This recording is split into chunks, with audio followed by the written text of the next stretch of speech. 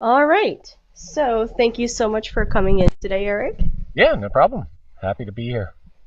I believe we've met before, right? You did Alice, correct? Yeah. Okay. Alrighty. Yep, I was the mock turtle. I remember, yes. Very good mock turtle, by the Thank way. you. Thank you.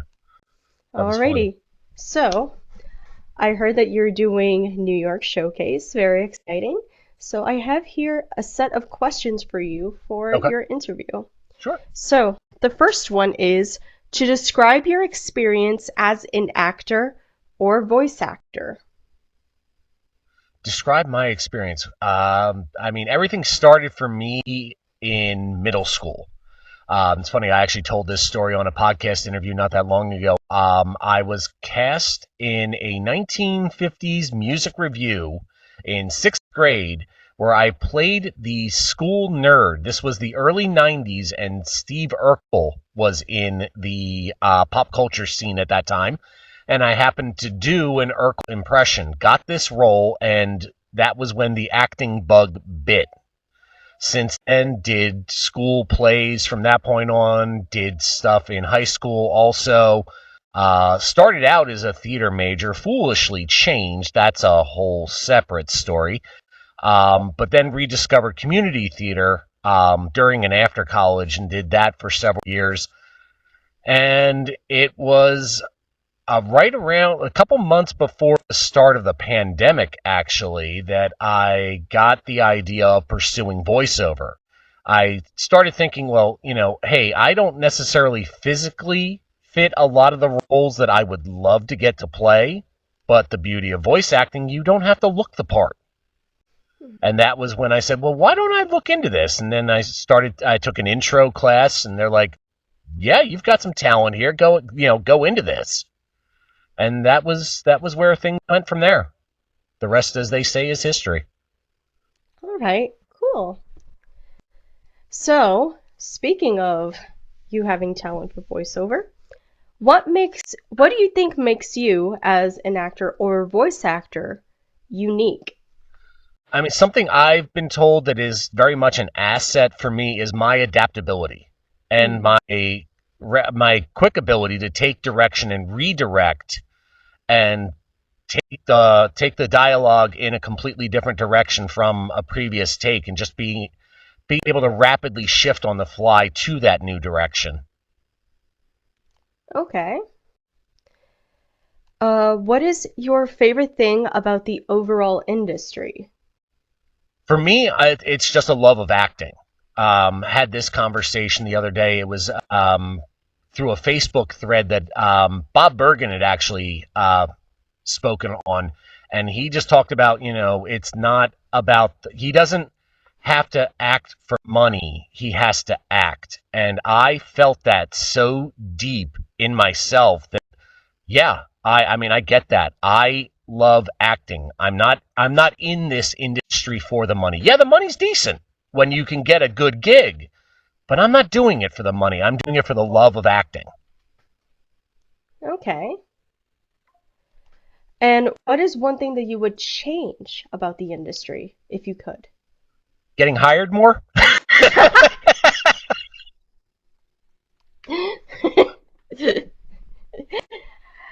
I mean, In all seriousness, I love the community. So I mean, the community is just so great with that. I wish I had the ability to kind of interact with more of the industry in person. I think we're still in a phase of the remote studios, so not everything's back in a formal studio setting. I'd like to go to that. I've been in the industry for over 5 years now, and not a single session have I ever done in a formal studio setting, believe it or not. And I would like to have that experience myself, to be able to, look across the glass and there's the engineer, there's the director, and not do it via Zoom or, mhm. the more impersonal settings. Okay. Sorry. Um, this is not a part of the questions, but if you could do it in a studio setting, where would you go and why? I mean, for me, I'm very conveniently geographically located on the East Coast between New York and Philly. I'm about a Okay. half hour outside of Philadelphia. I'm an hour outside of New York. So going to either one is a simple commute for me. So All right. Cool. So now we're getting to the showcase questions. What is one thing you're looking forward to for the showcase? probably the biggest thing I'm looking forward to is just being able to get in front of some of the decision makers, some of the people that say yes or no on the casting calls and such like that, because I feel the one thing I'm doing against my hindering my own career is the fact that nobody knows me. And I need to Mm, get known by more people. I need to get my name out there amongst the ether where, hey, I've met that guy or I've heard that guy. We can use him. And I'm really looking forward to the opportunity to being able to get in front of those people. okay. And going with that, what are your goals for the showcase or expectations for the showcase? I mean, hopefully having it lead to more work, to more bookings, to maybe additional representation. But I mean, again, just hoping to get my name out there. Okay. And what are your goals with that for your overall career? Well, with getting my name out there, hopefully that means more opportunities for myself. It means being able to transition into a full-time VO career versus doing this part-time right now. Being able to better provide for my family, give us, better outlook financially. Um, just being more opportunities to do what I really love to do versus what I'm currently having to do. Gotcha. Okay. Um, let's see. What is one thing you expect to take away from the showcase? That's a good question. Um, Something I expect to take away. Mm-hmm. It's just a fulfilling experience, I think. Being in front or being around other voice talent, being around other people in the industry, it's just a great atmosphere. It's the camaraderie, it's getting to know new people, getting, to shake hands with people you've never met in the industry that do make those decisions. So I think I think I'm probably most looking forward to just making those new connections. Okay. Is there anyone, because I don't know if you've been in the rehearsals, is there anyone that you're excited to see their work for? I have not, unfortunately, been able to make any of the initial sessions so far. I mean, I've watched some of the replays back, but um, I'm not really sure of exactly who's all going to be there at this point. Hmm. I spoke with Law a couple weeks ago, and she didn't have a list of exactly who was going to be there yet, so I'm not too up on that yet. So, Hmm.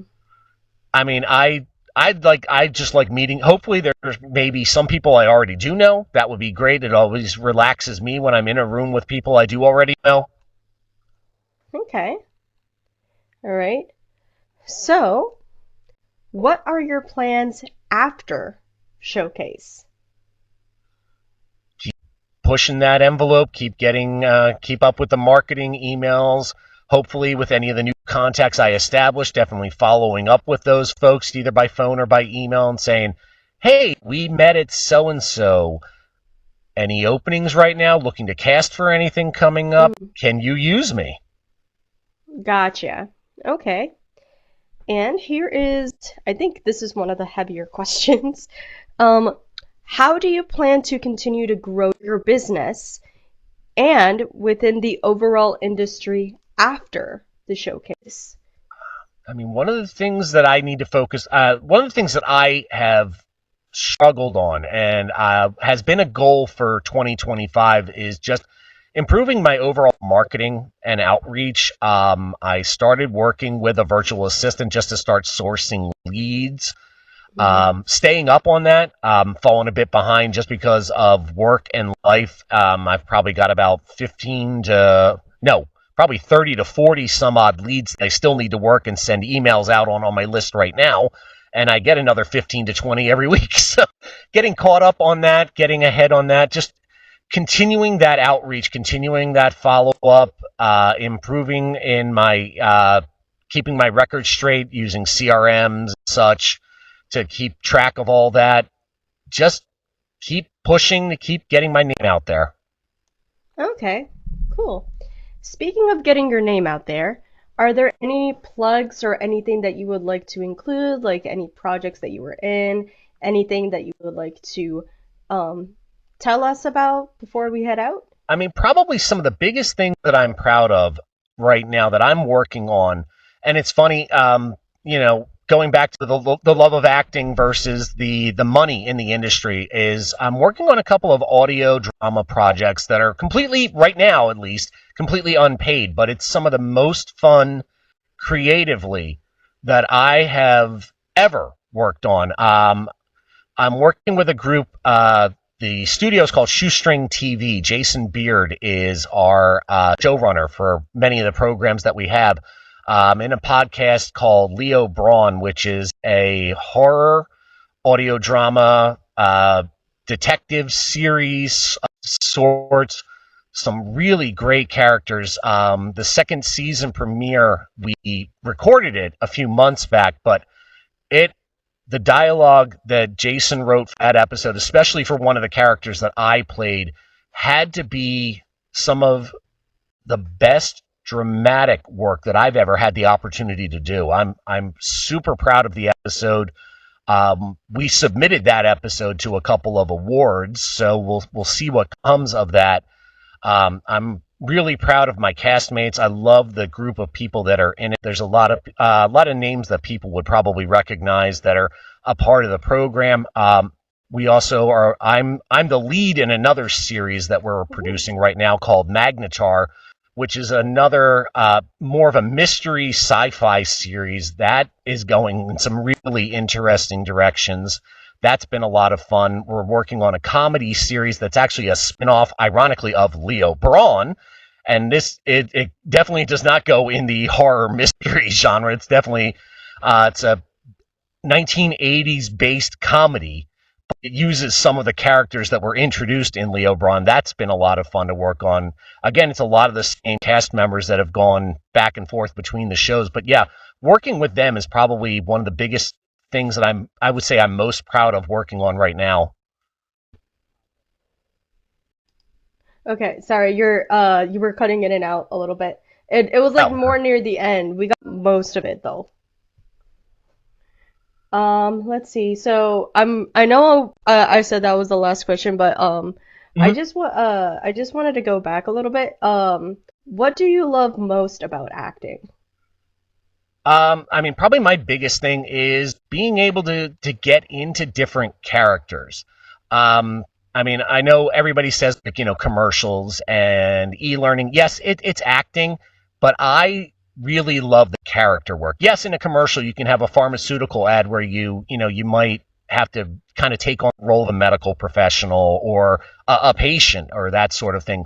But I really love to get into the meat and potatoes of acting, being able to identify a character for who they are, where they've been, what motivations have driven them to be where they are. Going back again to the monologue that I was speaking of in the episode of Leo Braun, the monologue that I had to do, I had to get myself into a very interesting headspace to be able to just understand what this character was experiencing. This was a character who had been kidnapped and tortured and basically was imprisoned in a basement. And I had to really get into, some personal trauma to really understand what this character was going through and to really convey that in the performance.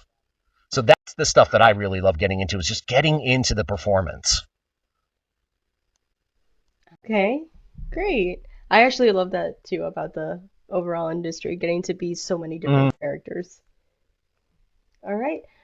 Before we head out, is there anything else that you would like to add or anything that you're excited about for Showcase? I mean, I love getting to go into New York for a day. So, I mean, just getting the experience of just, hitting the Big Apple for a couple of hours, hanging out again with, like-minded people in the industry. So those are the biggest things I'm looking forward to. Relaxing on the Alrighty. train. Yes, very important. Alrighty. So that is all, those are all of my questions. Okay. Anything else you'd like to add No, before? I don't think so. Alrighty. Thank you so much for your time, Yeah, Eric. thank It you. was so nice to talk with you. Same. Have a great day. You Bye. too. Bye.